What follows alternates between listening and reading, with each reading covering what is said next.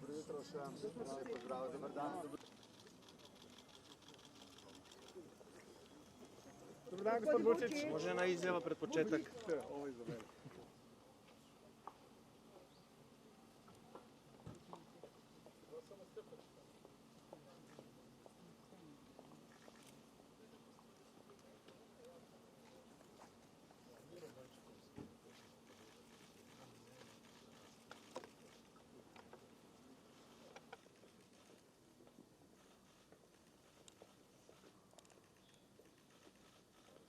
Hvala. Evo, idemo na...